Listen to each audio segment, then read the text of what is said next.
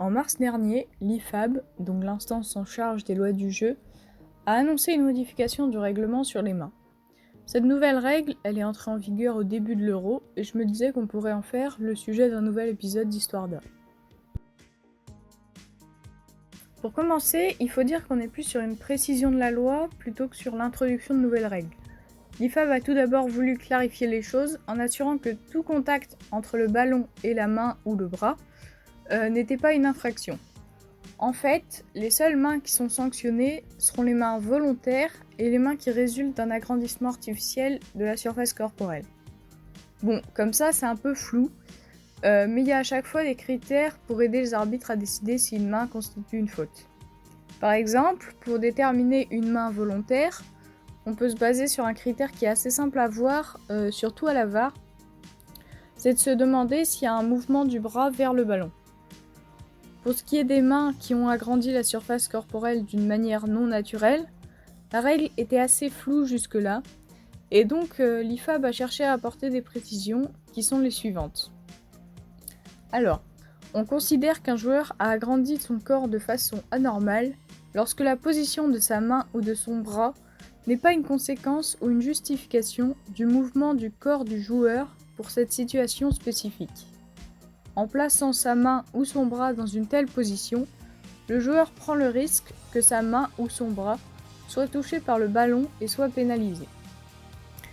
Alors voilà, est-ce que cette précision rend la loi moins floue ? Ça se discute, je crois. En fait, à travers cette précision, l'IFAB donne en fait aux arbitres la responsabilité de juger de la validité d'une main ou d'un bras par rapport à ce qu'est en train de faire le joueur. On peut prendre l'exemple du match d'hier soir entre la France et le Portugal. Sur le troisième penalty du match, on voit Koundé contrer le ballon de la main, et on comprend bien que la position de ses bras, elle n'est pas dictée par le mouvement qu'il était en train de faire. C'est ça une main qui agrandit artificiellement la surface corporelle. C'est une main ou un bras qui n'a pas besoin d'être là où il est quand il touche le ballon. On peut aussi parler de la main de Çelik pendant le match d'ouverture de l'Euro entre la Turquie et l'Italie. Là, l'arbitre a estimé que le mouvement du bras du latéral lillois, il était imposé par son mouvement.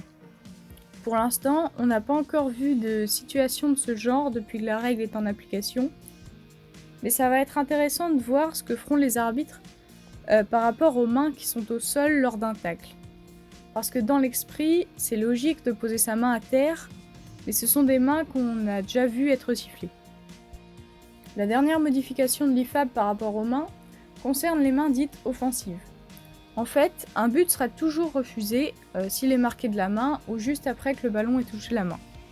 Et ici, sans que l'arbitre cherche à savoir si c'est une main accidentelle ou intentionnelle. Par contre, si c'est un coéquipier qui fait une main accidentelle avant un but ou sur une occasion de but, elle ne sera plus sanctionnée. C'est un ajustement qui est dans l'esprit de l'avantage à l'attaque et qui, je pense, est dû à l'utilisation de la VAR qui permet de remonter l'action qui amène à un but.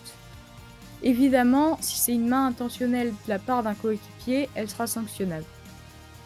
Voilà, c'est jamais le truc le plus digeste, les modifications des lois du jeu, mais je trouve intéressant d'en parler. On sent dans ces quelques changements et précisions une volonté de l'IFAB d'être moins stricte sur les mains, de réduire les situations dans lesquelles elles sont considérées comme des fautes, et d'être aussi beaucoup moins tatillonne pour ce qui est des mains offensives, qui étaient souvent très frustrantes puisque toute main sur une action de but entraînait son annulation. Voilà, j'espère que la vidéo vous a plu, même si c'est pas le sujet le plus intéressant qui existe, et je vous dis à bientôt.